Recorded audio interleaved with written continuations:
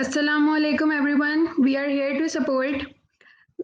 So this is the session by Maheen, and we are here to support our teens and help them out not to repeat all the mistakes they have done before, so they will excel in their journey. Today we are very excited to start our first session that is going to be conducted by Maheen Soleh. She is a computer system engineering student at NED UET. Also a Python programmer, active participant of Google coding competitions like CodeJam and Kickstart. She also won competitions in speed programming by SPEC in 2019. Moreover, she is a member of Tech Team at AI Club and co-director of Tech Team at IEEE WIE. So, without any delay, over to you, Maheen.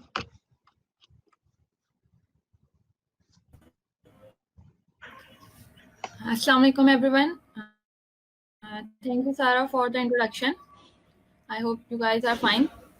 So first of all, I would like to congratulate all the freshies first year present here for being here. आप लोग यहाँ तक आए हैं, software के हैं या CIS के हैं, BCIT के हैं, जो सारे स्टूडेंट्स हैं फर्स्ट ईयर के, congratulations to all of them.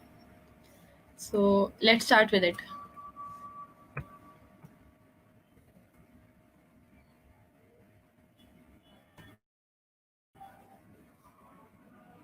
Okay, Sarah, can you tell me if my screen is visible?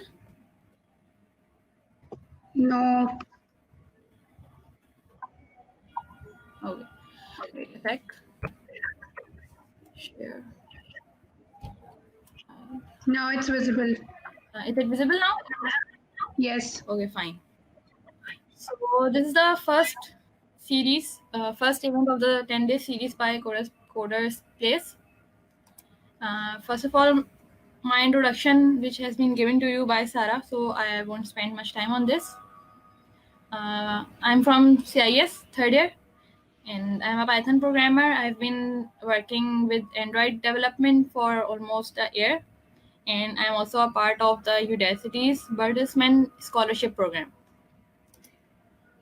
So, आज जो बेसिक चीज़ें मैं आप लोगों के साथ डिस्कस करूँगी, those are meant for the beginners in coding and in programming. तो ये 3 चीज़ें हैं जो मैंने फेस की हैं और मैं आप लोगों के साथ शेयर करूँगी आज. So let's get started.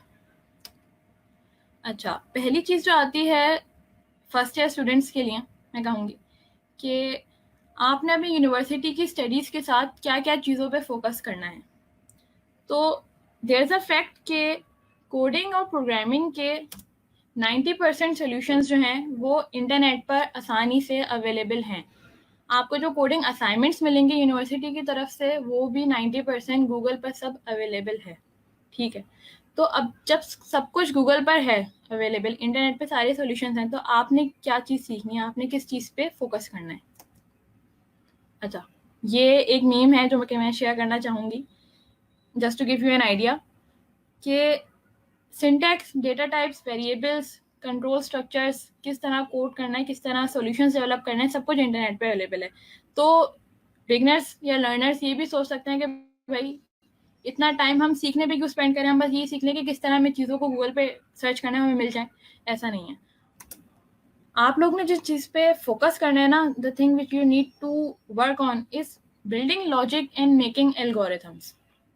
अच्छा, कोडिंग में डिफरेंट प्रोग्रामिंग लैंग्वेजेस हम यूज़ करते हैं, उन सब में जो प्रॉपर्टीज़ होती हैं ना कोडिंग की, वो तकरीबन सेम होती हैं, right. So the thing which you need to focus on is building logic and making algorithms rather than learning the syntax और लर्निंग द लैंग्वेज.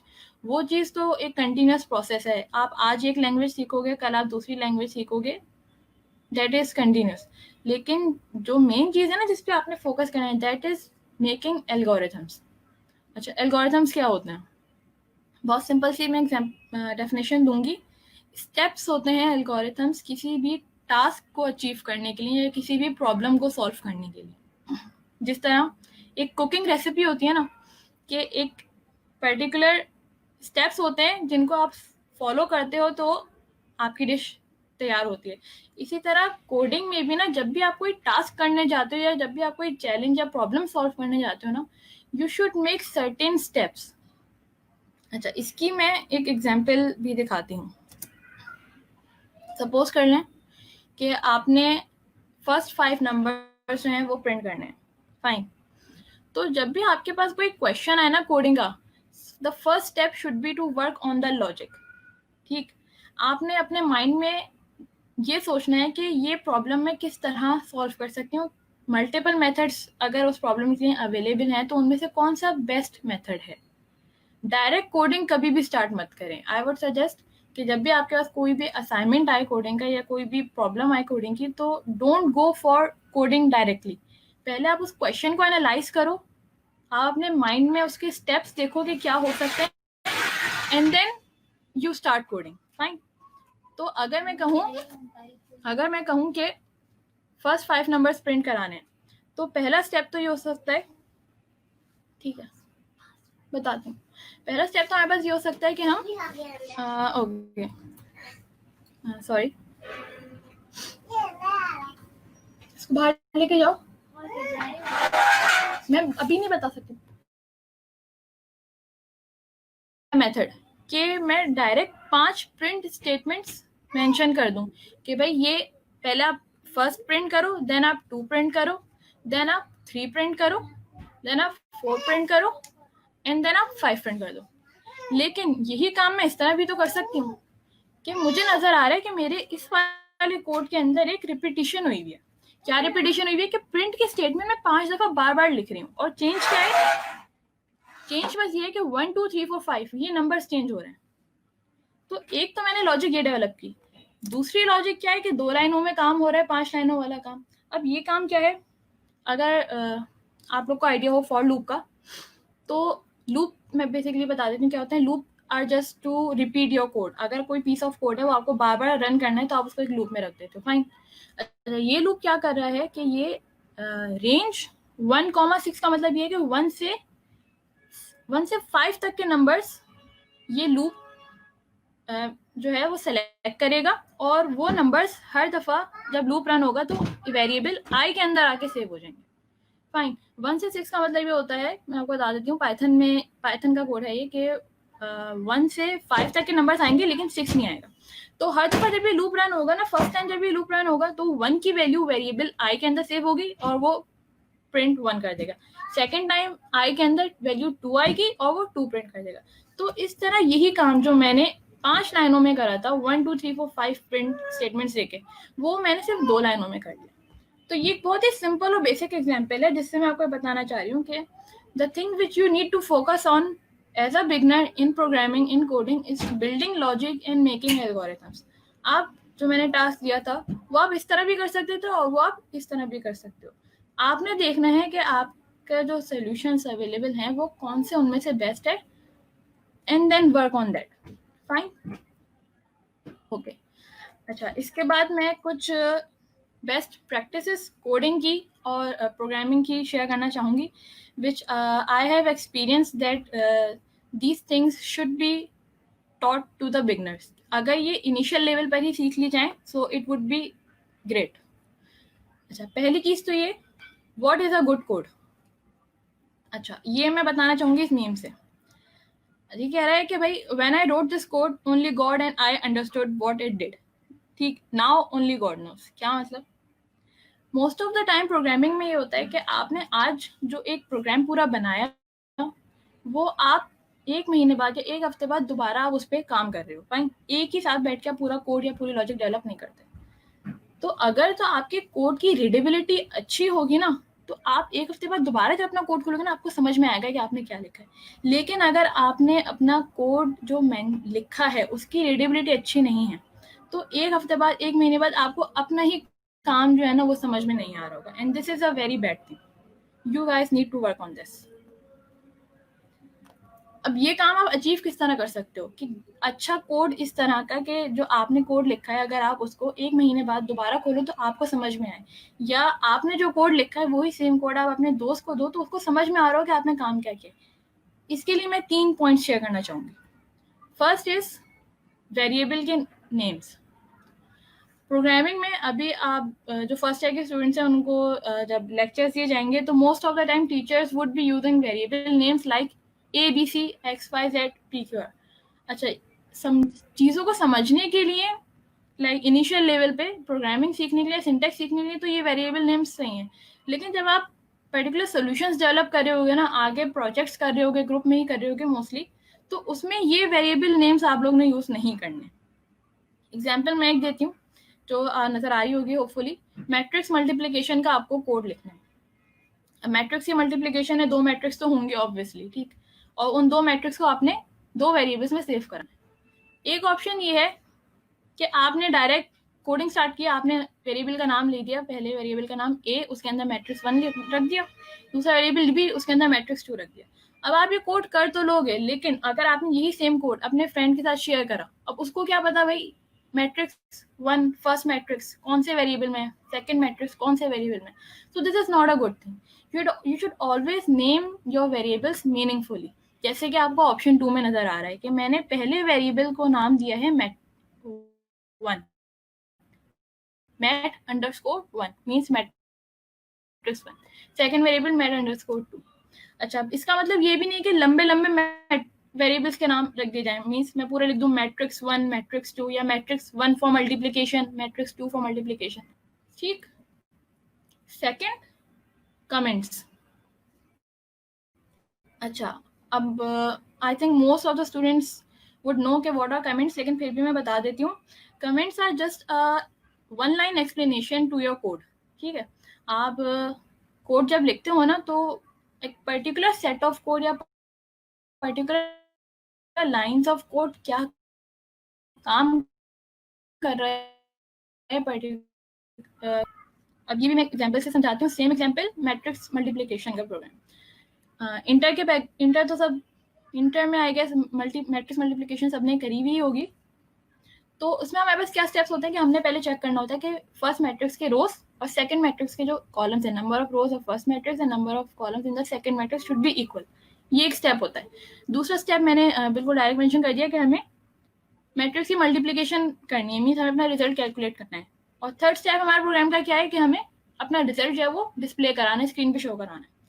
तो ये कोड जब मैं लिखने जाऊंगी तो मैं दो आई हैव 2 ऑप्शंस। या तो मैं डायरेक्टली पूरा कोड एक साथ लिख दूं, दूसरा ऑप्शन क्या है कि मैं वो कोड लिखूं, लेकिन उस कोड में पर्टिकुलर सेट ऑफ लाइंस जो काम कर रहे हैं उसके ऊपर वो मैं मेंशन कर दूं कि ये लाइंस ऑफ कोड चेक कर रहे हैं कि रोज कॉलम्स के बराबर है कि नहीं, ये लाइंस ऑफ कोड मैट्रिक्स की मल्टीप्लिकेशन करा रहे हैं, ये लाइंस ऑफ कोड मैट्रिक्स की मल्टीप्लिकेशन का जो रिजल्ट आया उसको डिस्प्ले करा रहे हैं। इससे होगा क्या, अगर एक हफ्ते बाद, एक महीने बाद आप दोबारा खुद अपना कोड खोल के देखेंगे ना, तो you would be able to understand it better. समझ तो आप तब भी लेंगे अगर आपने कमेंट्स नहीं लिखा है, लेकिन उसमें आपको टाइम लगेगा। सेकेंडली, अगर आप अपने फ्रेंड्स के साथ ये चीज़ शेयर करते हो, उनको ये चीज़ समझने में आसानी रहेगी। So it is very good thing to add comments in your code. Starting में हो सकता है आप लोग को खुद ये आइडिया ना हो कि भाई इस कोड के लिए हम क्या कमेंट यूज़ करें, लेकिन आगे जाते आते हो जाएगा। अच्छा, तीसरी चीज़, प्रॉपर फॉर्मेटिंग। इसका क्या मतलब, ये भी एग्जाम्पल से बताती हूँ। सी लैंग्वेज का ये कोड है जो भी आपको नजर आ रहा है। इसके अंदर 3 लाइनें हैं इस फंक्शन में। एक है प्रिंट कर रहा है स्क्रीन पर हाई वर्ल्ड, सेकंड प्रिंट कर रहा है बाय वर्ल्ड, और थर्ड रिटर्न 0 का मतलब बस ये है कि ये फंक्शन एंड हो रहा है। अब ये कोड जो मैं आप लोग को दिखा रही हूँ ना, मोस्ट प्रोबेबली अगर फर्स्ट स्टूडेंट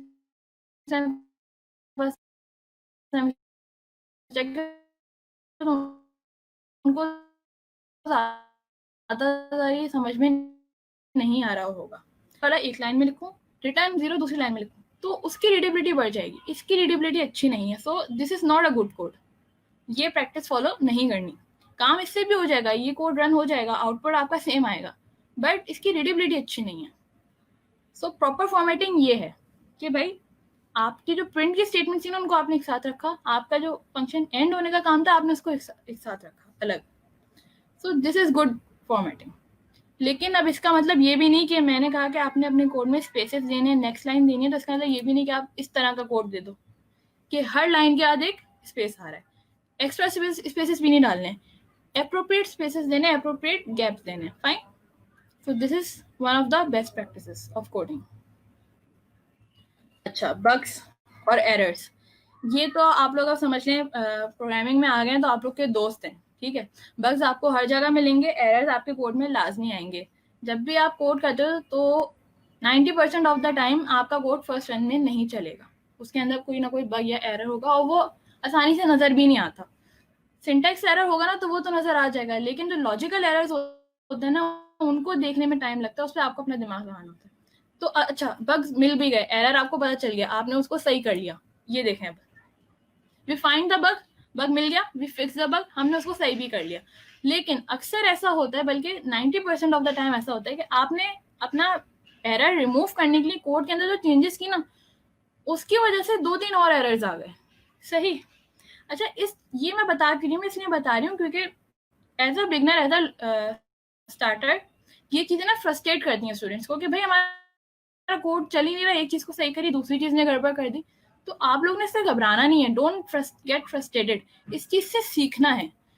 मैं बग्स और एरर्स को इसलिए मेंशन कर रही हूँ कि जब भी आपके पास एरर्स आए ना, बग्स आए, तो आपकी कोशिश ये नहीं होनी चाहिए कि यार किसी तरीके से इससे जान छूटे, खत्म हो, मेरा कोड चले। नहीं, आपको समझना चाहिए कि भाई ये एरर क्यों आ रहा है, इसका रीजन क्या है। अगर मैंने इसकी करेक्शन अभी करी है तो ये पर्टिकुलर करेक्शन करने से ही ये कोड क्यों चला है। टीचर्स अक्सर हेल्प कर देते हैं कि आप इस तरह अपने कोड को चेंज करो तो आपका कोड चल जाएगा, लेकिन you should work on why, कि मैं यही चेंज क्यों करूं तो मेरा कोड चलेगा। जब आप अपने एरर से सीखने की कोशिश करोगे ना तो आपके कॉन्सेप्ट्स बहुत अच्छे होंगे। ठीक, तो हाँ भाई, बग्स आर गुड, फाइन, और अगर आगे एरर आने सो डोंट थिंक कि you are a bad programmer, it means you are making progress. अच्छा, नेक्स्ट थिंग, गूगल। मैंने बताया कि आपको मोस्ट ऑफ द थिंग्स, बल्कि 90% ऑफ द सोल्यूशंस आपके पास इंटरनेट, गूगल पे अवेलेबल हैं। फाइन। तो प्रोग्रामर ये सोचता है कि भाई हम गूगल करने पे ही मास्टरी हासिल कर लें, गूगल करने में स्किल्स अपनी डेवलप कर लें। ऐसा नहीं है। यहाँ पे मैं बताना चाहूँगी स्टूडेंट्स को कि किस हद तक, to what extent you should use Google in your code और वाइल लर्निंग कोड और वाइल प्रोग्रामिंग। तो यहाँ पे पहली चीज़ तो ये आती है कि अगर आप गूगल कर रहे हो सिंटेक्स कि मुझे फंक्शन किस तरह डिफाइन करना है या मुझे दो स्ट्रिंग्स को किस तरह आपस में ज्वाइन कराना है, तो ये सिंटेक्स जब आप गूगल करोगे ना और आपको इसका सोल्यूशन मिल रहा है तो आप कंट्रोल सी कंट्रोल वी नहीं करना है। ठीक, आपने डायरेक्ट उसको कॉपी पेस्ट नहीं करना अपने कोड में, बल्कि वो सोल्यूशन आप खोलो एक विंडो में, दूसरी विंडो में अपना प्रोग्राम खोलो और उसको टाइप करो। जब अपने हाथ से कीबोर्ड पे टाइप करोगे ना तो आपको वो सोल्यूशन मेमोराइज होने लगेगा, वो सिंटेक्स मेमोराइज होने लगेगा। लेकिन अगर आपने एज अ बिगनर ही ये हैबिट बना ली ना कि मैंने कॉपी करा पेस्ट कर दिया, तो हर दफा आपको वो गूगल करना पड़ेगा, which is not a good thing at all. Fine. Second ये कि taking help from Google is okay. ऐसा नहीं है कि अगर आप गूगल से हेल्प ले रहे हो कि तो you are not a good programmer, ऐसा बिल्कुल नहीं है, सब लेते हैं। बड़े लेवल पे ऑफिस में भी जो सीनियर डेव्स होते हैं, डेवलपर्स, वो भी गूगल से हेल्प ले रहे होते हैं। लेकिन बिगिनर्स के लिए मैं कहना चाहूँगी कि जब आप गूगल पे, पहली चीज़ मैंने बताई, आप सिंटेक्स सर्च करने जा रहे हो, आपको मिल गया। दूसरी चीज़ ये कि आप पूरा एक सोल्यूशन देखने जा रहे हो प्रॉब्लम का। सपोज कर लो आपको असाइनमेंट मिला है कि आपने नंबर्स को, रैंडम नंबर्स है उनको सॉर्टेड ऑर्डर में प्रिंट कराना है, आपको सोल्यूशन पूरा मिल जाएगा। लेकिन वो सोल्यूशन पूरा आपने एज अ बिगनर, जो यहाँ पे बिगनर्स हैं उनको मैं कहूँगी कि वो पूरा सोल्यूशन आपने कॉपी पेस्ट नहीं करना है। पहले आप वही सेम सोल्यूशन जो है खुद से डेवलप करने की कोशिश करो। वो पूरी लॉजिक आप समझो तो, लेकिन वो लॉजिक समझने से पहले सोल्यूशन जो इंटरनेट पे अवेलेबल है खुद से वो लॉजिक डेवलप करने की कोशिश करो। और जब आप खुद वो लॉजिक डेवलप कर लो ना, then you compare your solution with the best solutions available on internet. फिर आप देखो कि अच्छा यार, मैंने जो काम किया था वो 5 लाइनों में या 10 लाइनों में हुआ, यहाँ इस बंदे ने काम 2-3 लाइनों में करा हुआ, जैसे मैंने आपको स्टार्टिंग में दिखाया था। इससे ये होगा कि अगर वही सिमिलर प्रॉब्लम आप आगे दोबारा सॉल्व करने जाओगे ना, रिलेटेड प्रॉब्लम उससे, तो आपको पता होगा कि ये चीज़ मैंने पहले 10 लाइन में की थी लेकिन ये 2 लाइनों में भी हो सकती है। So this is how you work on your logic development and algorithm making skills. Okay? आगे जाके जब आप थोड़ा सा एडवांस लेवल पर आ जाओ, थर्ड ईयर में या से आगे या सेकेंड ईयर में भी, वहाँ पे आप गूगल से कोड कॉपी करो, सो इट्स ऑल फाइन, उसमें इतना कोई इशू नहीं है।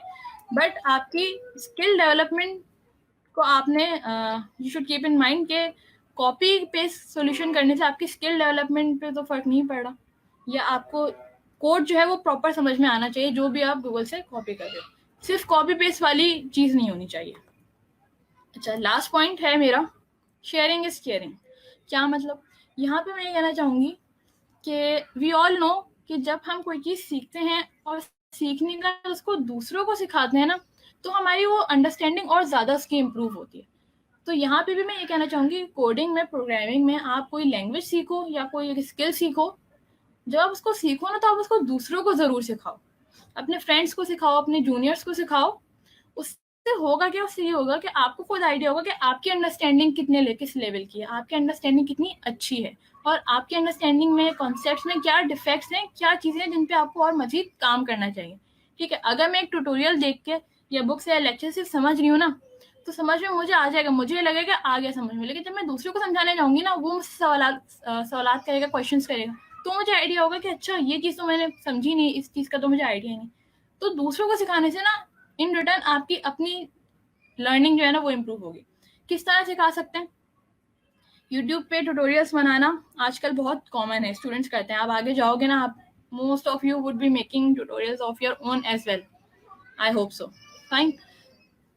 दूसरा ऑप्शन ये है कि वीडियो नहीं बनानी। ठीक है, आप जो आपने सीखा है उसको आप एक वर्ड डॉक्यूमेंट में खुद से लिख दो, स्टेप बाय स्टेप्स आप मेंशन कर दो, जो भी आपने स्किल सीखी है, लैंग्वेज सीखी है, उसके जो भी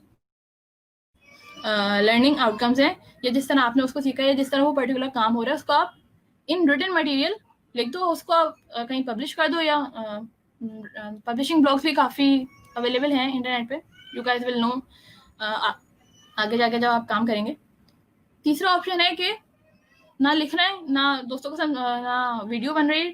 ठीक है, आपने आज कुछ सीखा, कल जाओ यूनिवर्सिटी, अपने दोस्तों को पकड़ो, उनको समझाओ। ठीक है, मकसद ये है कि जो आपने सीखा है ना उसको आप दूसरों को कन्वे करो अपने वर्ड्स में, तो इससे ये होगा कि आपकी अपनी अंडरस्टैंडिंग इम्प्रूव होगी। एट द लास्ट मैं 3 चीजें आप लोग को बताना चाहूंगी जो कि बहुत इंपॉर्टेंट है, सिर्फ आपकी अंडरग्रेड लाइफ के लिए नहीं, बल्कि आपकी अंडरग्रेड के बाद जो कैरियर होगा उसके लिए भी। वो 3 चीजें क्या है? Practice, patience and persistence. Practice क्यों भाई? प्रैक्टिस मैं वो यही कहना चाहूंगी यहाँ पे भी कि सिर्फ लेक्चर्स देखने से या ट्यूटोरियल्स देखने से ऑनलाइन आपको कोडिंग नहीं आएगी। आपको खुद से अपने हाथों से वो चीज करनी होगी, तभी आपकी जो है वो डेवलप। 10 वीडियोस देखी, कोड खुद से कुछ नहीं करा, लेकिन हमें वो स्किल आ गई, ऐसा नहीं होता। आप जब तक खुद से वो कोड करने नहीं जाओगे ना, खुद से कीबोर्ड पे टाइप नहीं करोगे, तब तक आपको वो चीज समझ में नहीं आएगी। So practice is very important. दूसरी चीज पेशेंस। पेशेंस क्यों? अक्सर ऐसा होता है, स्टूडेंट्स आते हैं that they learn some skill and become expert in that overnight. ठीक है, एक दिन में हो जाए, एक हफ्ते में हो जाए, ऐसा नहीं होता। बल्कि काफी तो मैंने कोर्सेज इस तरह देखा, उन पे लिखा होता है कि become expert in this in 1 day, become expert in this in 1 video. तो भाई ये काम नहीं होता। ठीक है, एक वीडियो में, एक दिन में आप कुछ एक्सपर्टीज हासिल नहीं कर सकते। You have to be patient, you have to give it time, तभी आपको चीजें सही से आएंगी। Third, persistence. परसिस्टेंस क्या होता है? Persistence means consistency. ठीक है, कोई चीज मुश्किल है तब भी आप उसको करते रहो, उसको छोड़ो नहीं। अगर आपको किसी एक ऐसे स्टेज पे लगता है ना कि यार ये स्टफ बहुत बोरिंग हो गया है, मुझे अभी समझ में नहीं आ रहा, एक ये टाइम पर आता है, हमारे पास भी आया, हमारे साथ भी ऐसा होता है, आप लोग के साथ भी होगा कि एक वक्त ऐसा आएगा आप लोग थक जाओगे, यार ये तो हो ही नहीं रहा। तो उस वक्त हार नहीं माननी, don't give up at that time. आप करते रहो, लिटिल प्रोग्रेस भी है ना, इट्स ओके, फाइन, लेकिन छोड़नी नहीं है चीज, कंसिस्टेंसी मेंटेन करनी है। So these 3 P's are very important. At least they are very important to me and they help me a lot in my learning. So that was it. Keep working. Once again, congratulations to the first years. And yes, you got it. So thank you. That was it. Further, अगर मुझसे कोई भी connect करना चाहे, so these are my profiles of GitHub and LinkedIn. So you guys can ask questions to me on LinkedIn as well. So that was it. Thanks a lot. I guess if there are any questions, so host can ask me.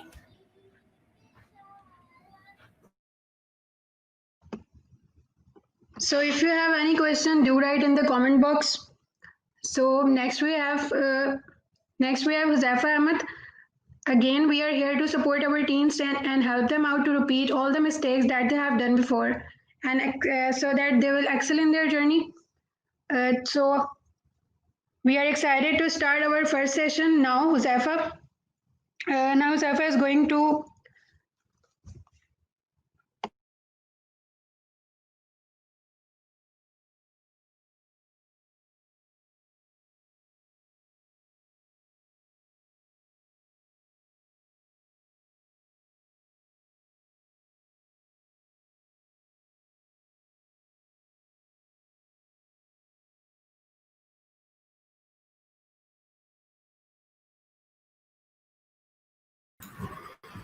Okay. So, Assalamu alaikum, and I am Huzaifa Ahmad. Uh, Let me first share my screen.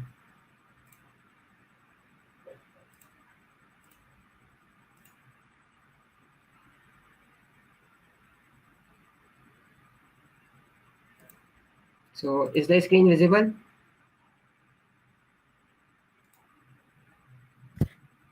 Yes, Huzaifa, your screen is visible. Okay. So, this event is all about telling you guys about how to pursue, how to start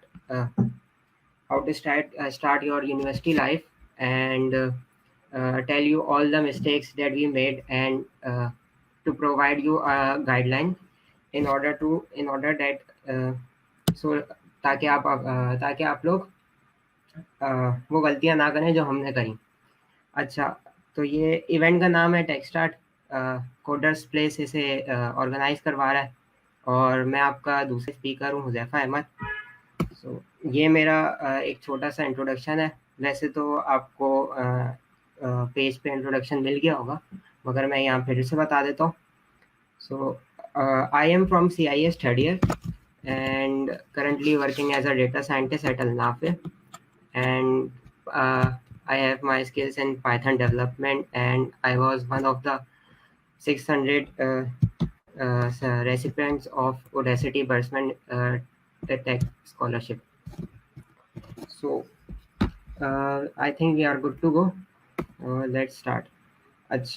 So आज हम ये 4 main मतलब points discuss करेंगे कि एक तो speed programming होती क्या है, क्या चीज़ें उसमें करनी होती हैं, कैसे करनी होती हैं, और उसके फ़ायदे क्या हैं, और उसमें एक जो मेजर पार्ट जो प्ले करता है वो आपकी लॉजिकल थिंकिंग। एंड फिर मैं ये भी बताऊंगा कि मैंने अपने लॉजिक्स और मैंने अपनी लॉजिकल थिंकिंग को स्ट्रॉन्ग और उसको बेहतर कैसे किया। अच्छा, चलते हैं हम सबसे पहले टास्क पे, ये स्पीड प्रोग्रामिंग होती क्या है। अच्छा, स्पीड प्रोग्रामिंग मुख्तलिफ कह सकते हैं मुख्तलिफ कंपनीज और यूनिवर्सिटीज़ में आपको डिफरेंट सोसाइटीज़ मिलेंगी। एज एन एग्जांपल NED में सैनटेक है, स्पैक है, और IEEE के डिफरेंट चैप्टर्स हैं। तो तकरीबन ऑलमोस्ट हर सोसाइटी का एक इवेंट होता है, जो ग्रैंड इवेंट होता है उनका, एनुअल एक इवेंट होता है, और उसमें मुख्तलिफ कॉम्पिटिशन्स होते हैं, कोडिंग के होते हैं, और बहुत सारे होते हैं। तो उसमें एक अदद होता है स्पीड प्रोग्रामिंग। अच्छा, इसमें आपको करना ये होता है कि आपको एक टास्क दे दिया जाता है, एक प्रॉब्लम आपके पास होती है, उसमें आपके पास टाइम होता है और सेलेक्टेड टाइम होता है। उसी टाइम के अंदर आपने वो टास्क कंप्लीट करना है, और कोई भी अगर एरर आता है तो वो उसी टाइम के अंदर, मतलब आपके पास वो टाइम है, आपने सोचना भी उसी में, आपने कोड भी उसी में करना है, आपने आउटपुट भी उसी टाइम में निकालना है। अच्छा, और साथ के साथ वो कुछ रूल्स भी दे देते हैं कि फॉर एग्जांपल बहुत सारी जगहों पे होता है कि पाइथन अलाउ नहीं होती, क्योंकि ये पाइथन में सबसे कम क्या कहते हैं, सबसे छोटा कोड लिख सकते हैं आप। फॉर एग्जांपल अगर आपको प्रिंट करवाना है तो in case of C it requires at least 10 lines of code to hello world or anything you want to print in a single line. In Python there is only one line and a single command that works, and you can print anything on the terminal or anything on the terminal. So और दूसरा ये होता है कि language selection होती है कुछ जगहों पे, मतलब वो लोग रिस्ट्रिक्ट कर देते हैं कि आपके पास यही लैंग्वेज है, इसी languages, in set of languages के अंदर ही आपने काम करना है। अब ये जो लैंग्वेज सिलेक्शन है मोस्टली ये होता है, सी अलाउ, सारी अलाउ होती हैं हर जगह तकरीबन। पाइथन की कुछ जगहों पे रिस्ट्रिक्शंस होती हैं क्योंकि वो एक तो बेहतर है, आसान है, और क्या कहते हैं उसमें कोड बहुत छोटा हो जाता है, मतलब almost as compare to see it can, you can write the same code in half number of lines in Python.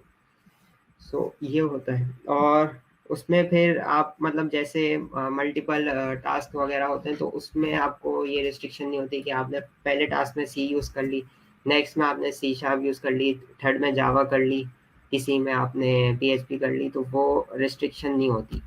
बस अनटिल अनलेस कि आप उनकी प्रोग्रामिंग लैंग्वेजेस से आउट ना जाए, और टास्क जो दिया गया है उसको आपने सॉल्व करा और आउटपुट भी वही निकाला। अब चलते हैं। अच्छा, ये एक है कि स्पीड प्रोग्रामिंग में Huzaifa? जल्दबाजी नहीं करनी चाहिए कभी। जी Huzaifa? Yeah, sorry to interrupt you. Huzaifa, there is a question that what is the difference between CIS and software engineering? If you can answer it, it would be beneficial. अच्छा, तो ये जो सवाल है ये बहुत ज़्यादा मतलब क्या कहते हैं, हर कोई पूछता है यूनिवर्सिटी आने से पहले। मैंने भी सोचा था इस बारे में बहुत, मगर मुझे जब मैं आ रहा था यूनिवर्सिटी में तो मेरे अपने अलग डिसीजन थे, मगर मैं सॉफ्टवेयर की तरफ जा नहीं रहा था। मगर फिर भी जब मैंने CIS लेने का सोचा तो एक चीज़ आती है, हर किसी के अंदर आता है, कोई भी, जब वो CIS का हो या वो सॉफ्टवेयर का हो, वो दोनों चीज़ें कंसीडर करता है, हर बंदा कंसीडर करता है। तो सॉफ्टवेयर में बेसिकली ये है कि आप रिस्ट्रिक्ट रहते हैं कि आप सिर्फ प्रोग्रामिंग करें, और आपका हार्डवेयर इंटरेक्शन ऑलमोस्ट ज़ीरो होता है।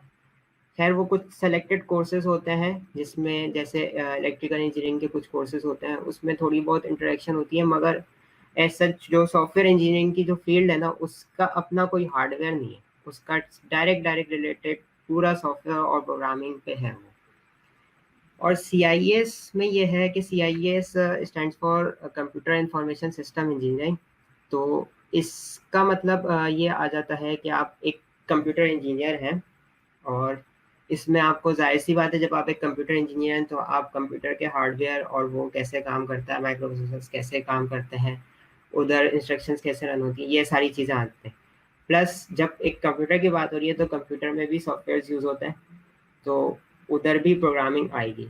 बट ये है कि सॉफ्टवेयर इंजीनियरिंग में आपका टोटल जो लास्ट के जो मेजर कोर्सेज होते हैं वो आपके पूरे पूरे सॉफ्टवेयर साइड होंगे, उसमें कोई हार्डवेयर इंटरेक्शन नहीं होगी। और जो So, CIS है Jaffa उसमें will take हम after that. You मुझे can क्लियर नहीं है। you should continue your session. We'll be taking the other questions after that. Okay okay, ठीक है, तो डिसीजन आपके ऊपर है, आप जैसा करना चाहें, जो चीज़ आपको सही लगे। ब्रेन डिफरेंस ये है। अच्छा, अब हम चलते हैं नेक्स्ट पे कि स्पीड प्रोग्रामिंग में आपने स्टेप्स कौन कौन से टेक, मतलब इस कैसे चलना है आपने। सबसे पहले तो आपको टास्क दिया जाएगा, आप टाइम पे, सबसे पहले टाइम एवेल्यूएशन होगी कि आपको टाइम कितना दिया जा रहा है, उस हिसाब से आप क्या कहते हैं टास्क की एवेल्यूएशन करें। फॉर एग्जांपल आपको दे दिया कि अभी आप लोग सारे जूनियर्स हैं, फर्स्ट ईयर और सेकंड ईयर हैं, तो मैं Huzaifa? इस जी Huzaifa, sorry to interrupt you again. अजान हो जाए फिर हम लोग वापस से करते हैं. Okay? Thank you.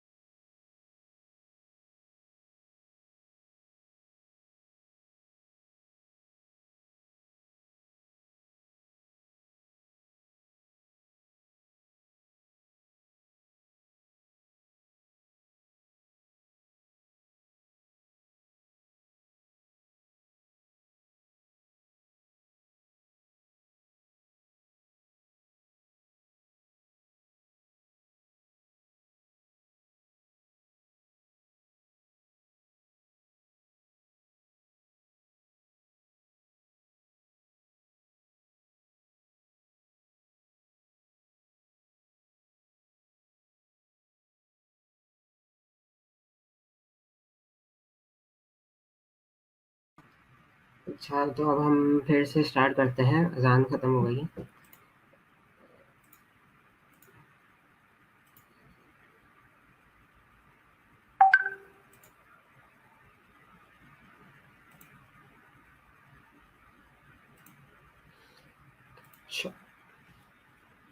अच्छा, हम थे यहाँ पे कि आप टास्क इवैल्यूएशन कैसे करेंगे।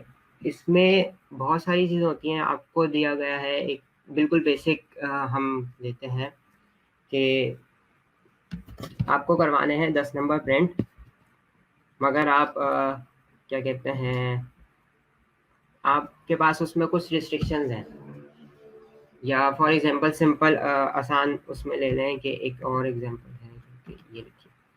अच्छा, एक ये आपके पास वर्ड है कोडर्स प्लेस, इसमें आपको नंबर ऑफ अल्फ़ाबेट्स काउंट करवाना, इसके मल्टीपल ऑप्शंस हैं। अब उस इन्होंने रिस्ट्रिक्शन दी हुई है कि कोई भी बिल्ट इन फंक्शन आप यूज़ नहीं कर सकते, तो इसमें आपको ये सोचना होगा कि आप उसको कैसे कर सकते हैं मल्टीपल, आपने जो भी मतलब आप उसको किस तरीके से कर सकते हैं। सबसे पहले तो आप ये सोचेंगे कि उसको आप तो खैर डायरेक्ट काउंट कर लेंगे 1 2 3 4 5 6, मगर उस कंप्यूटर के लिए क्या करना होगा। कंप्यूटर जाहिर सी बात है हर वर्ड हर अल्फ़ाबेट को अलग तरीके से रखता है, तो एक एक उसको तोड़ तोड़ के चलना पड़ेगा। उस अब जब आप टास्क इवेल्युएट कर लेंगे अपना, तो इसके बाद चीज़ आती है कि आप उस टास्क को परफॉर्म किस लैंग्वेज में करें।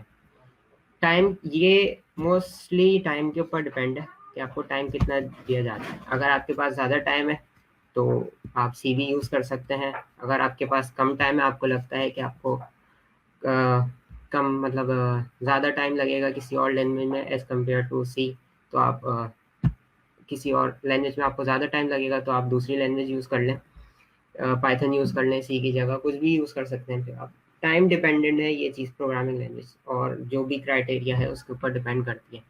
बट आई प्रेफर कि अगर पाइथन आपको अलाउ है तो आप पाइथन यूज़ करें, और उसके बाद अगर पाइथन भी अलाउ नहीं है तो आप सी यूज़ करें या सी प्लस प्लस यूज़ करें, क्योंकि एक तो ये दो जो हैं मतलब सबसे ज़्यादा पॉपुलर लैंग्वेजेस हैं, और इनमें बहुत सारे क्या कहते हैं फ़ायदे हैं, और चीज़ें आप बिल्कुल बेसिक से लेके चल सकते हैं। अब जो इन्होंने नो बिल्ट इन फंक्शन का है तो उसमें मल्टीपल ऑप्शंस हो सकते हैं। आप ये अब हम इम्प्लीमेंटेशन की तरफ आ जाते हैं कि एक आसान तरीका ये भी है कि आप एक इसमें पाइथन में होता है कि आप वर्ड को उसको तोड़ सकते हैं कि स्ट्रिंग उसमें कितने कैरेक्टर्स हैं उसमें तोड़ सकते हैं एक वर्ड को या स्ट्रिंग को। तो एक वो हल है कि आप उसको तोड़ते जाएं और जब वो ख़त्म हो जाए उसमें कुछ नहीं बचे तो आपके पास काउंट आ जाएगा और हर उस पर काउंटर चल जाएगा। दूसरा हल ये है कि आप फॉर लूप चला दें, या फॉर लूप डायरेक्ट खुद ही तोड़ देता है स्ट्रिंग को, तो उसमें कुछ करना नहीं पड़ता और वो काउंट आ जाता है। तो ये चीज़ें हैं, और इसमें बहुत सारी चीज़ें फिर और आ जाती हैं कि अब डिफ़िकल्ट टास्क जो बड़े टास्क होते हैं जिसमें आपको मल्टीपल चीज़ें करनी होती हैं, ये तो खैर एक बिल्कुल बेसिक टास्क है।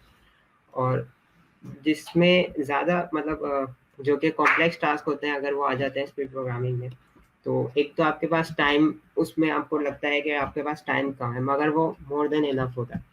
उसमें सारा डिपेंड आपका फिर उस पे करता है कि प्रोग्रामिंग लैंग्वेज आप कौन सी सेलेक्ट करते हैं और आपकी उस लैंग्वेज पे आपका हाथ कितना सेट है, लाइक कि आपको उसके फंक्शंस कितने याद हैं, बिल्ट इन फंक्शंस ज़्यादा से ज़्यादा फिर यूज़ करने होंगे। उसमें अमूमन रिस्ट्रिक्शन होती नहीं है फिर कि आप बिल्ट इन फंक्शन ना यूज़ कर सकें। जितने कॉम्प्लेक्स प्रॉब्लम होंगे वो कहेंगे आपके पास सब कुछ अलाउ है, आप सब कुछ कर सकते हैं, बस आपको ये आउटपुट लाना है किसी तरीके से। तो ये चीज़ें हैं स्पीड प्रोग्रामिंग में। और एक चीज़ ये है कि अमूमन ये होता है कि आपके पास टास्क आता है, आप पहले तो आप पूरे नॉर्मल होते हैं, जैसे ही टास्क आता है आप हड़बड़ा जाते हैं, तो ये चीज़ बिल्कुल नहीं करनी होती। बिल्कुल उसको सुकून से, स्पीड प्रोग्रामिंग में जितना आप हड़बड़ाएंगे आप उतनी गलतियां करेंगे। प्रोग्रामिंग एक सुकून से करके और ठंडे दिमाग से करने वाली चीज़ है। तो जिस दिन आपका स्पीड प्रोग्रामिंग का कंपटीशन हो उस दिन आप चल रहे हैं और बिल्कुल ठंडे दिमाग से कोड करें उस दिन। अच्छा, अब इसकी इम्पोर्टेंस क्या है? इसकी इम्पोर्टेंस ये है कि आपकी डिसीजन मेकिंग स्ट्रांग होती है। हर कंपटीशन में डिसीजन मेकिंग आपकी बनती है। तो ये एक तो बिल्कुल बेसिक चीज़ है, और ये हर कंपटीशन के, जिस भी आप कंपटीशन में पार्ट करेंगे उसमें आपकी डिसीजन मेकिंग सबसे ज़्यादा इम्प्रूव होती है, सबसे ज़्यादा उसी पे असर होता है। दूसरा, अब स्पीड प्रोग्रामिंग में सारा गेम जो है, सारा जो खेल है वो लॉजिकल थिंकिंग का होता है। आपकी लॉजिक्स पर डिपेंड करता है आप किस तरीके से उस प्रॉब्लम को लेकर चलते हैं और उसको किस तरीके से आप सॉल्व करते हैं और क्या सॉल्यूशंस निकालते हैं।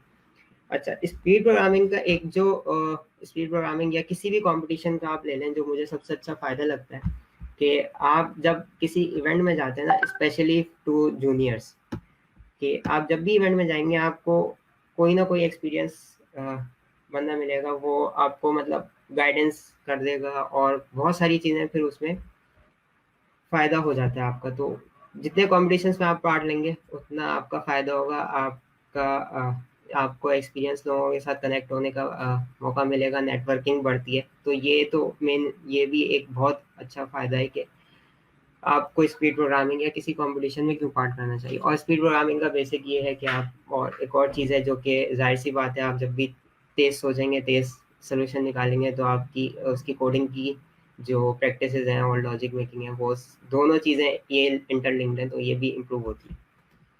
आप हमने कर लिया। अच्छा, अब लॉजिकल थिंकिंग कैसे इम्प्रूव करें, इसमें बहुत सारी चीज़, इसमें ये आता है कि आपको सबसे पहले तो प्रॉब्लम समझ आए। अगर आपको प्रॉब्लम समझ आएगी तो आप उस प्रॉब्लम पे गौर व फिक्र करेंगे और उस प्रॉब्लम को सोचेंगे कि उसका सॉल्यूशन कैसे निकाला जाए। अच्छा, जैसे मैंने पीछे बताया कि स्पीड प्रोग्रामिंग में आपके पास कॉम्प्लेक्स प्रॉब्लम आती है, आप उसको तोड़ दें या कुछ उसको मतलब डिवाइड करें, टुकड़ों में डिवाइड कर दें, 5-6 टुकड़ों में डिवाइड करें। अब जैसे कि एक एग्जांपल है, आपको एक कार सेल्फ ड्राइव करवानी है। अब वो एक बहुत ज़्यादा कॉम्प्लेक्स प्रॉब्लम है, उसमें आप फिर डिवाइड करेंगे कि वो ह्यूमन ट्रैकिंग अलग करे ताकि कोई एक्सीडेंट ना हो, और कार ट्रैकिंग अलग करे, वो एक अलग प्रॉब्लम हो गई। तो एक बड़ी प्रॉब्लम को छोटी प्रॉब्लम में तोड़ के उसको फिर एक एक करके सॉल्व करें, और उसको भी ऑर्डरली सॉल्व करें कि ये चीज़ पहले होनी चाहिए, ये चीज़ बाद में होनी चाहिए। तो ये भी एक लॉजिकल थिंकिंग में आता है। अच्छा, और मतलब आगे चलते रहें, छोटी चीज़ से स्टार्ट करें और बड़ी से बड़ी चीज़ पे जाते जाएं। स्टार्ट करें, आप क्या कहते हैं, एग्जांपल ले लें। मैंने जैसे कहा कि बिल्ट इन फंक्शंस अलाउ नहीं होते, तो आप, ये एक चीज़ है ये, और ये आपके बहुत काम आएगी।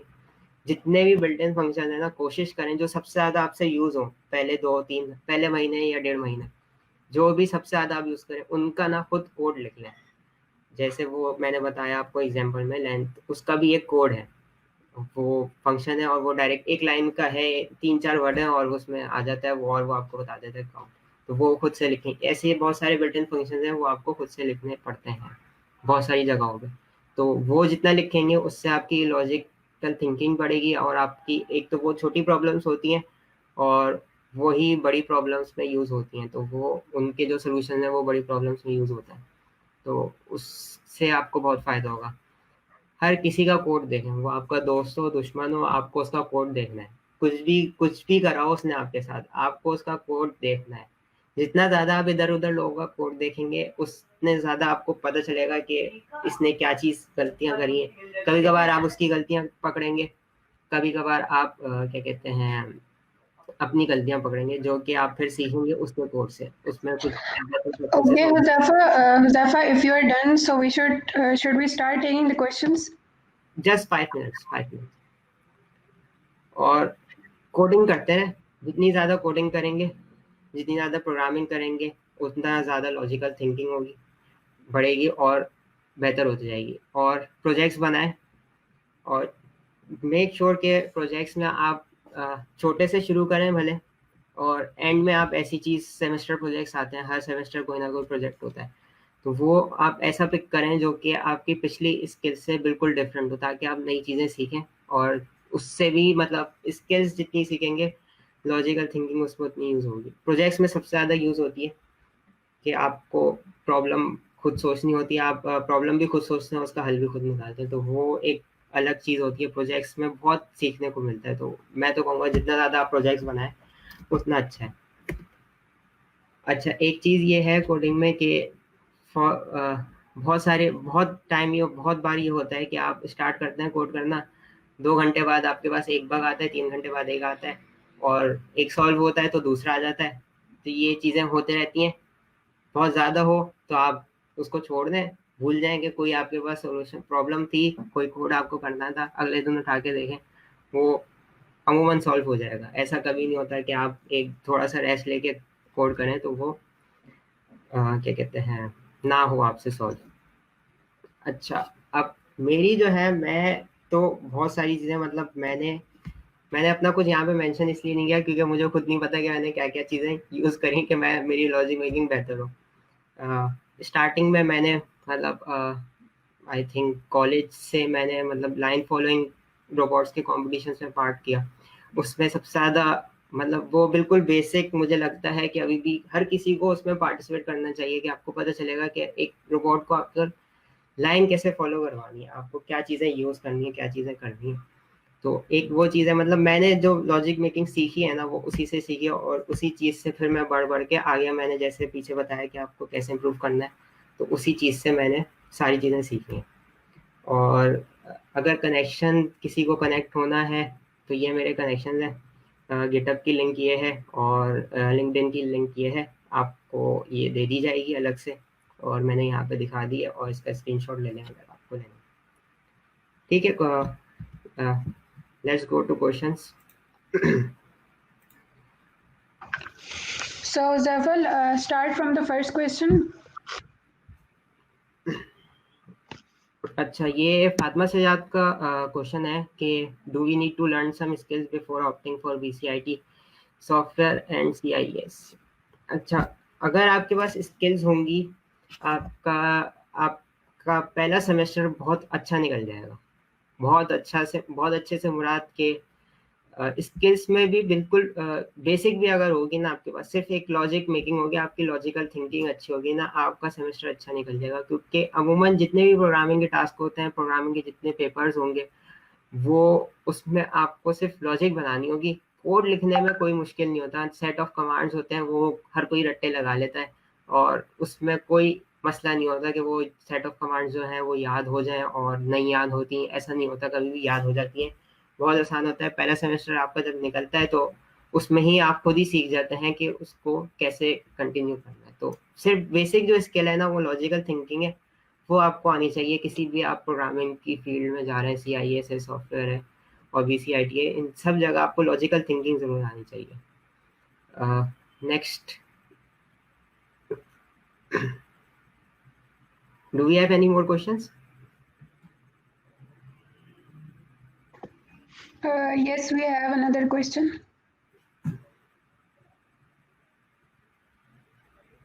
दुआ फातिमा कह रही हैं कि कोड याद करें। No, you are not suppose to learn the code. अच्छा, इस speed for programming for beginners also. अच्छा, इसका ये है कि आपको अगर किसी भी प्रोग्रामिंग लैंग्वेज में आपको बिल्कुल बेसिक्स उसकी चीज़ आ गई ना, मतलब एक तो नॉर्मल फंक्शनल प्रोग्रामिंग होती है, एक होती है ऑब्जेक्ट प्रोग्रामिंग। अगर आपको फंक्शनल का भी आधा हिस्सा भी आ गया है ना, तो आप स्पीड प्रोग्रामिंग में जाएं। आप भले आप जीतेंगे नहीं, मगर आपको चीज़ें सीखने को मिलेंगी, और इसमें कोई वो नहीं है कि आप बिगनर्स हैं, आप पहली बार कर रहे हैं कोड, कोई ऐसा रूल नहीं है, आप जा सकते हैं। बस ये है कि आप हर बार जब भी जाएंगे आपका लेवल इम्प्रूव होता जाएगा, आपकी कोडिंग स्किल्स बेहतर होंगी, तो आप आगे से आगे जाते जाएंगे। बेसिक आंसर मतलब ये है कि कोई रिस्ट्रिक्शन नहीं है कि आप बिगनर हैं या आपने पहली बार कोड किया। बस आप ये देखें जाने से पहले कि आपको जो प्रोग्रामिंग लैंग्वेजेस हैं उसमें से कोई 2 आती हों, ताकि आपको कोई एक चीज़ किसी एक जगह समझ नहीं आ रही तो दूसरी जगह हो जाए। तो वो ये है कि 2 प्रोग्रामिंग लैंग्वेजेस की आपको बेसिक फंक्शन आने चाहिए। नेक्स्ट,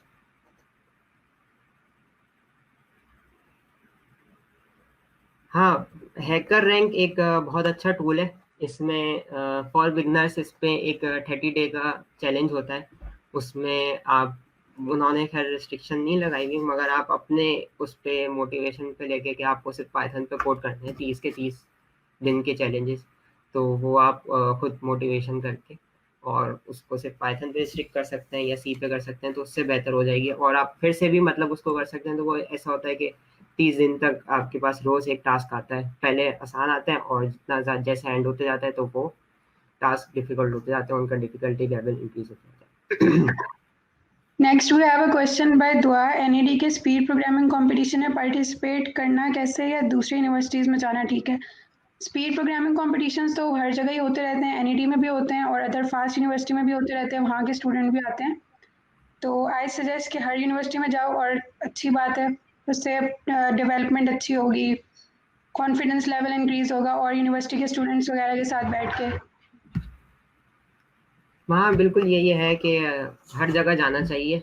जितने ज़्यादा इवेंट्स में आप पार्टिसिपेट करेंगे उतनी स्किल्स बढ़ती हैं और उतने फ़ायदे होते हैं, उतने लोगों से कनेक्ट होने का मौका मिलता है। तो बिल्कुल सही कहा कि हर जगह जाना चाहिए।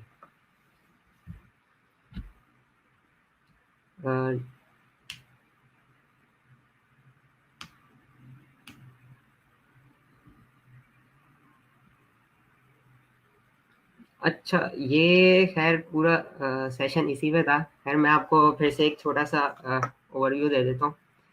इसमें स्पीड प्रोग्रामिंग का ये सैयद अली का क्वेश्चन है कि what happens exactly in a speed programming competition. अच्छा, होता यह है कि आपको टास्क दिया जाता है, आपको एक पेपर पे लिखा हुआ आता है या कहीं भी कंप्यूटर पे लिखा हुआ आता है, आपको वो परफॉर्म करना होता है और उसका आउटपुट उनके हिसाब से कैसा आना चाहिए। एग्जाम्पल वो एक देते हैं, एक आध एग्जाम्पल कुछ जगहों पे ज़्यादा होती है कि इन एग्जाम्पल्स में ये आउटपुट आना चाहिए। तो आउटपुट जो होता है आपको प्रॉब्लम दी हुई होती है और क्या कहते हैं रिस्ट्रिक्शंस होती हैं कि आप ये लैंग्वेज यूज़ कर सकते हैं, तो आप उस हिसाब से मतलब उस लैंग्वेज में कोड करके, और सर्टेन टाइम लिमिट होता है मेरे हिसाब से कि अगर आपको 100 मिनट्स मिल रहे हैं तो आप 10 मिनट्स पहले आप कंप्लीट कर लें ताकि आप कुछ चीज़ें जो भी हैं हर चीज़ वेरीफाई कर लें। 5 मिनट्स बिफोर हर सारी चीज़ें 5 मिनट पहले आप पूरी करके और चेक कर लें एक बार। तो 5 मिनट का हमेशा आप अपना क्या कहते हैं टाइम कम रखें। अच्छा, ये लाइबा शफीक का क्वेश्चन है कि how to improve and build logics. अच्छा, इसमें इम्प्रूविंग और बिल्डिंग लॉजिक ये सिर्फ आपके ये बहुत ज़्यादा डिपेंड करता है आपके सोचने पे, आप किस तरीके से उस प्रॉब्लम को सोचते हैं। जो भी प्रॉब्लम आती है आप कैसे सोचते हैं। अब आप प्रोग्रामिंग कर रहे हैं तो आप कंप्यूटर के लिहाज से सोचेंगे, आप अपने लिहाज से नहीं सोचेंगे, ये हर कोई बताता है। और इसका यही है कि आपको बिल्कुल नीचे जाना पड़ता है कि वो चीज़ कैसे हो सकती है सबसे छोटे लेवल पे। कि अगर आप किसी छोटे बच्चे को भी बताएं ना कि ये चीज़ करनी है, ये टास्क है और उसको बताना है कि ये कैसे करना है, तो वो ऐसा है कि कंप्यूटर को समझाना ऐसा है कि आप किसी छोटे बच्चे को समझा रहे हैं कि आपको उसको बताना है कि ये प्रॉब्लम है, और किसी छोटे बच्चे को बहुत बड़ी प्रॉब्लम का हल बता रहे हैं। तो वो ये सिचुएशन होती है कंप्यूटर के साथ। इसमें आप जितना ज़्यादा छोटे-छोटे क्वेश्चंस, जितने ज़्यादा छोटे-छोटे प्रॉब्लम्स आप सॉल्व करेंगे उतनी ज़्यादा लॉजिक बढ़ जाएगी। अच्छा, ये तो हर प्रोग्रामर का मसला होता है।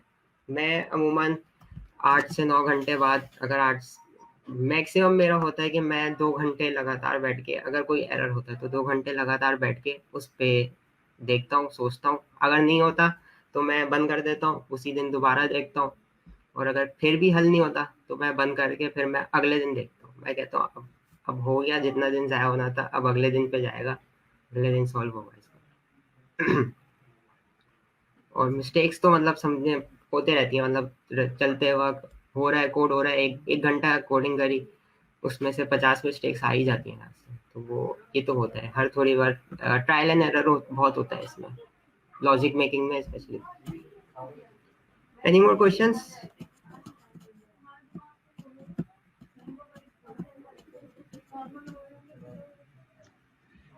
I guess we don't have no more questions. Thank you so much, Maheen and Uzafa. We have a question. What language do you think is more important nowadays?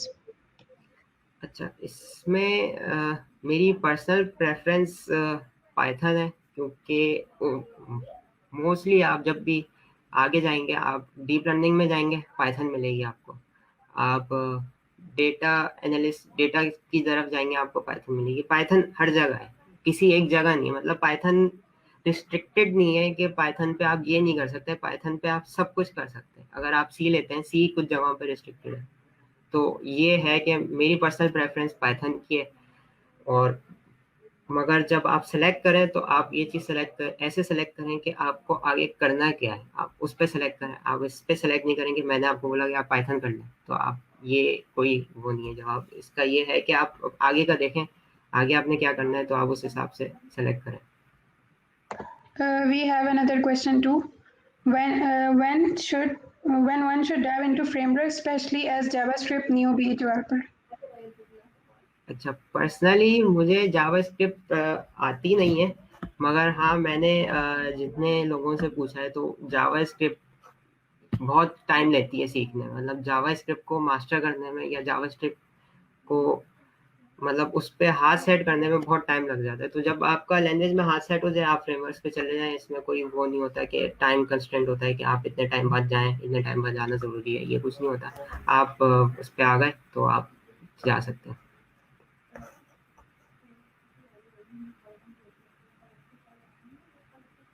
Syed Ali का एक और क्वेश्चन है, should I focus on Python first और C++ और any other language?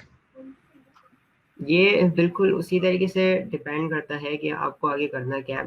मेरी personal preference ये है कि अगर आप मोस्टली लोग कहते हैं कि सी पहले सीखें और फिर पाइथन पे आएं, क्योंकि सी एक बहुत पुरानी लैंग्वेज है। और मगर सी में भी आप ऐसा नहीं है कि आप उसके अंदर पूरा घुस के सीखें उसको, उसमें ज़रूरी नहीं है कि आप उसमें मास्टर हो।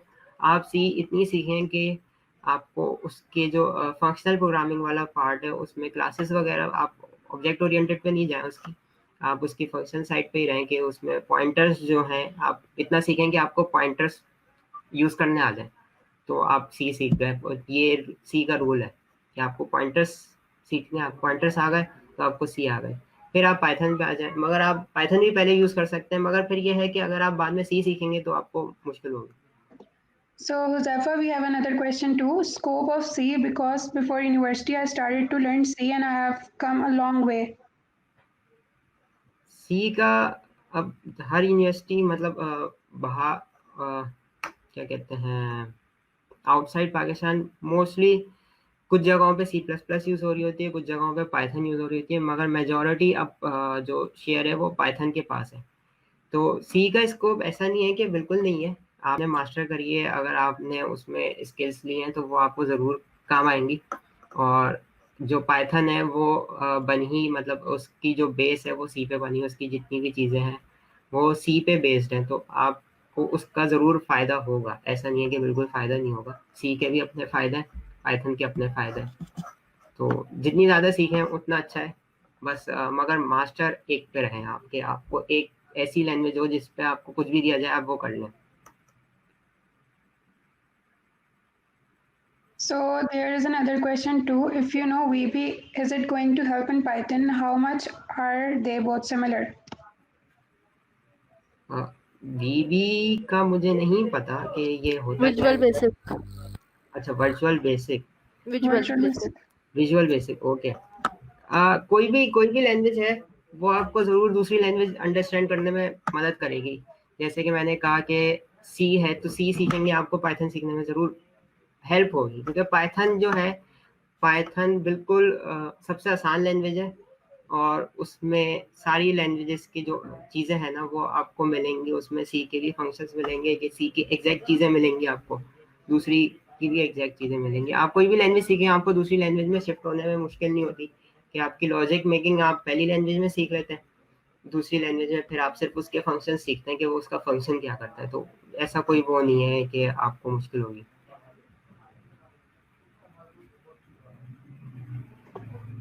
Okay, Uzaifa, there is another question too. Should we go for Visual Studio or IDLE for Python?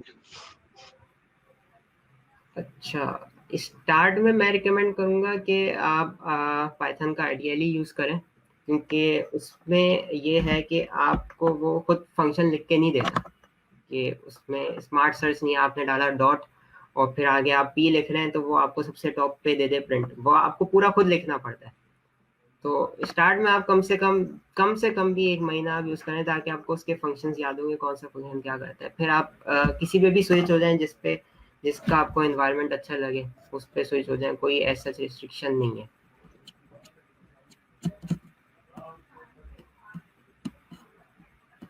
हाँ बिल्कुल सही कहा शाम ने कि जो भी आपको आसान लगे जिस पे कोड करना उस पे यूज करें, मगर बेहतर यह है कि आप आइडियली पे कुछ टाइम तो आइडियली पे आप यूज करें स्टार्ट में। I think that's it.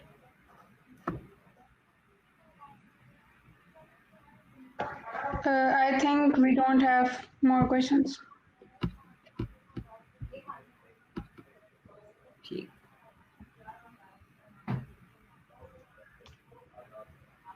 Thank you so much. you're welcome, and thanks for you for giving us this opportunity to present to give our guidance to those to the juniors. Thank you so much, guys, for joining us. This is our first live session. I hope it will be very beneficial for you. If you have any question, you can ask us. You can ask us on the Facebook page or DM us on Instagram. So if you missed it, go check it out there. Thank you.